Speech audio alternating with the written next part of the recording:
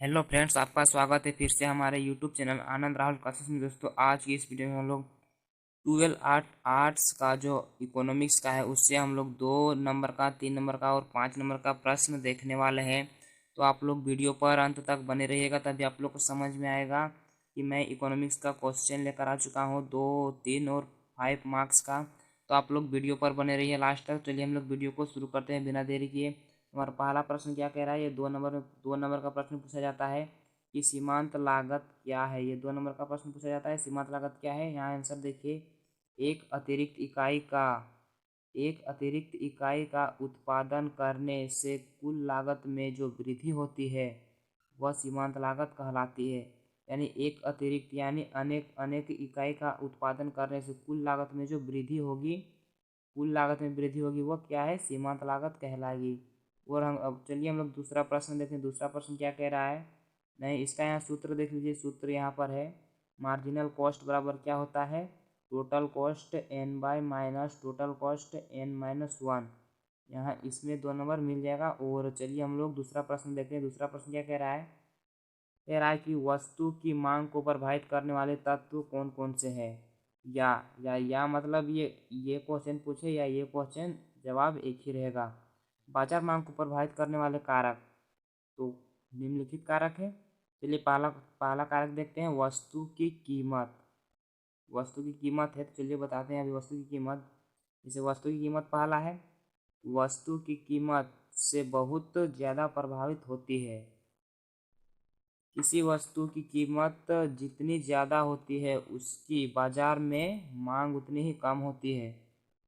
यानी कोई वस्तु जैसे आलू हो गया तो उसके बाजार में बहुत ज़्यादा आलू चढ़ गया, तो उसमें क्या होगा? उसकी मांग क्या हो जाएगी? कम हो जाएगी। यानी उसकी मांग कम हो जाएगी। बहुत ज़्यादा वस्तु, जैसे एक ही प्रकार का वस्तु ज़्यादा बाजार में जाने पर क्या होगा? वस्तु उसकी मांग में क्या हो जाएगी? कमी आ जाएगी। यानी 10 रुपया है तो 8 रुपया में जाने लगेगा, 7 रुपया में। तो इसके विपरीत देखिए, इसके विपरीत वस्तु की कीमत जितनी कम होती है उसकी बाजार में मांग उतनी ज़्यादा होती है। यानी वस्तु की कीमत जितनी कम होती है वो बाजार में उस बाजार में मांग उतनी ही ज़्यादा होती है। चलिए हम लोग दूसरा पॉइंट देखते हैं। ये पहला हो गया, दूसरा पॉइंट है, ये 5 नंबर में पूछ सकता है और 3 नंबर में भी। तो आप लोग को मैं 4 पॉइंट बता देता हूँ। दूसरा पॉइंट क्या कह रहा है? उपभोक्ताओं की संख्या यानी लोगों की संख्या। बाजार में किसी वस्तु के जितने अधिक खरीदने वाले होते हैं उसके बाजार में मांग उतनी ज़्यादा होती है। यानी जितने खरीदने वाले ज़्यादा रहेंगे उसकी बाजार में मांग क्या होगी? उतनी ही ज़्यादा होगी। तो इसके विपरीत देखिए, यहाँ पर इसके विपरीत किसी वस्तु को खरीदने वाले जितने कम होते हैं उसकी बाजार में मांग उतनी कम होती है। यानी खरीदने वाला व्यक्ति ही कम है, यानी क्रेता यानी कम है, तो बाजार में क्या होगी? उतनी कम मांग होगी। चलिए हम लोग तीसरा तीसरा देखते हैं। तीसरा क्या बोल रहा है? आय का वितरण। आय का वितरण तीसरा है। तो वस्तु की बाजार मांग पर आय वितरण का भी प्रभाव पड़ता है। कैसे? आप देखिए, आय का वितरण जितना अधिक समान होगा बाजार मांग उतनी ज़्यादा होगी। यानी आय का वितरण जितना अधिक समान यानी एक जैसा होगा, बाजार में मांग उतनी क्या होगी? ज़्यादा होगी। इसके विपरीत देखिए, आय का वितरण में जितनी अधिक असमानता होगी बाजार में मांग उतनी कम होगी। यानी अलग अलग यदि वस्तु रहेगा तो उसमें क्या होगी? बाजार में मांग उतनी ही कम होगी। चलिए हम लोग चौथा देखते हैं। चौथा पॉइंट क्या बोल रहा है? चौथा है जलवायु एवं मौसम। जलवायु एवं मौसम यानी देखिए, यदि जलवायु एवं मौसम किसी वस्तु के लिए अनुकूल जलवायु, अनुकूल यानी अच्छा जलवायु रहता है, अच्छे समय पर बारिश हो, तो क्या होगी? उस वस्तु की बाजार में मांग अधिक होती है। और अगर जलवायु एवं मौसम प्रतिकूल होते हैं यानी खराब होती है तो बाजार में उसकी वस्तु की मांग कम होती है। कैसे? देखिए, जैसे कोई चीज़ आप वस्तु का उत्पादन करते हैं, उसमें अगर बारिश हो गया या फिर जैसे खीरा का मौसम आता है तो उसमें बारिश के समय कम बिकता है यानी रेट कम हो जाता है। वही गर्मी के दिन में रेट ज़्यादा हो जाता है। अगर तो इसी प्रकार से। और देखिए यहाँ पर पांचवा पॉइंट क्या बोल रहा है? राष्ट्रीय आय का स्तर। राष्ट्रीय आय का स्तर में क्या बोल रहा है? अर्थव्यवस्था में यदि राष्ट्रीय आय का स्तर ऊंचा होता है तो बाजार में वस्तु की मांग अधिक होती है। यानी जो राष्ट्र अर्थव्यवस्था है का राष्ट्रीय आय का स्तर है ऊंचा अगर होता है तो बाजार में उस वस्तु की मांग क्या हो जाएगी, अधिक हो जाएगी। यहीं अगर अगर राष्ट्रीय आय का स्तर निम्न हो तो बाजार में वस्तु की मांग कम हो जाती है। यानी राष्ट्रीय आय निम्न स्तर पर हो जाता है तो बाजार में वस्तु की मांग कम हो जाती है। चलिए अब हम लोग तीसरा प्रश्न देखते हैं। तीसरा प्रश्न क्या है? तीसरा प्रश्न क्या कह रहा है? ये 3 नंबर में पूछा जाता है और 5 नंबर में भी। सीमांत उपयोगिता एवं कुल उपयोगिता के बीच संबंध बताइए। अब सीमांत उपयोगिता और कुल उपयोगिता के बीच संबंध यहाँ इस प्रकार से लिखिएगा। सीमांत उपयोगिता एवं कुल उपयोगिता के बीच संबंध निम्नलिखित है। पहला क्या है? सीमांत उपयोगिता कुल उपयोगिता में परिवर्तन को बताती है। जो सीमांत उपयोगिता है वो कुल उपयोगिता में परिवर्तन को बताती है, जबकि कुल उपयोगिता सीमांत उपयोगिता के योग को बताती है, यानी ये परिवर्तन को बताती है, ये जोड़ को बताती है। अब दूसरा पॉइंट देखिए, यहाँ पर दूसरा पॉइंट क्या बता रहा है? दूसरा पॉइंट बोल रहा है जब सीमांत उपयोगिता धनात्मक होती है तब कुल उपयोगिता बढ़ती जाती है। यानी जब सीमांत उपयोगिता धनात्मक होती है तो क्या हो जाती है? कुल उपयोगिता बढ़ती जाती है, किंतु कुल उपयोगिता घटती दर से बढ़ती है। क्योंकि कुल उपयोगिता घटती दर से बढ़ती है क्योंकि सीमांत उपयोगिता कम हो जाती है। जब सीमांत उपयोगिता कम हो जाती है तो कुल उपयोगिता घटती दर से बढ़ने लगती है। तीसरा पॉइंट क्या बोल रहा है? तीसरा पॉइंट एक बिंदु पर सीमांत उपयोगिता घटकर शून्य हो जाती है। सीमांत उपयोगिता जो है एक बिंदु पर जाकर वह शून्य हो जाती है, इसलिए एक बिंदु पर कुल उपयोगिता का बढ़ना बंद हो जाती है। जब ये शून्य हो जाती है तो क्या कुल उपयोगिता का बढ़ना बंद हो जाता है। इस बिंदु को पूर्ण तृप्ति बिंदु कहा जाता है। अगर आप लोग से पूछा जाए कि पूर्ण तृप्ति बिंदु किसे कहते हैं, तो यहाँ पर देखिएगा एक बिंदु पर सीमांत उपयोगिता घटकर शून्य हो जाती है, इसलिए एक बिंदु पर कुल उपयोगिता का बढ़ना बंद हो जाता है, तो इसे पूर्ण तृप्ति बिंदु कहते हैं। ये लिख दीजिएगा अगर 2 नंबर का प्रश्न आए तो। चौथा पॉइंट हमारा क्या बोल रहा है? पूर्ण तृप्ति बिंदु के बाद प्रत्येक अतिरिक्त इकाई के उपभोग से सीमांत उपयोगिता ऋणात्मक हो जाती है और कुल उपयोगिता घटने लगती है। यानी पूर्ण तृप्ति बिंदु के बाद प्रत्येक अतिरिक्त इकाई अलग अलग इकाई के उपभोग से सीमांत उपयोगिता ऋणात्मक हो जाती है और कुल उपयोगिता घटने लगती है। चलिए हम लोग और अगला प्रश्न देखते हैं। तीसरा नंबर क्या बोल रहा है? तीसरा नंबर प्रश्न बोल रहा है कि पूर्ति के नियम की व्याख्या करो। ये पूर्ति का नियम है उसकी व्याख्या करने बोल रहा है। तो यहाँ पर देखिए उत्तर क्या है, जो सबसे आसान भाषा में है तो आप लोग को तुरंत याद हो जाएगा, समझने की स्पष्ट समझना है। पूर्ति का नियम यह बतलाता है, क्या बतलाता है कि अन्य बातें समान रहने पर जितनी अधिक कीमत होती है उतनी ही पूर्ति अधिक होती है। यानी अगर अन्य बातें समान रहे तो जितनी कीमत अधिक होगी ना तो उतनी ही पूर्ति अधिक होगी, और जितना कम कीमत होगा उतनी ही वृद्धि कम होगी। यानी जितना कम कीमत होगा उतनी ही क्या होगी? वृद्धि कम होगी। इस प्रकार पूर्ति का नियम वस्तु की कीमत तथा पूर्ति की मात्रा के बीच प्रत्यक्ष संबंध बताता है, यानी प्रत्यक्ष यानी डायरेक्ट संबंध बताता है। तो आप लोग समझ गए हैं, जैसे समझे नहीं देख सकते हैं। अन्य बातें समान रहने पर जितनी कीमत अधिक होती है उतनी ही पूर्ति अधिक होती है। यानी जब कीमत बढ़ जाएगा तो क्या हो जाएगा? पूर्ति भी अधिक होगी, और कीमत घट जाएगा तो क्या होगा? पूर्ति भी कम होगी।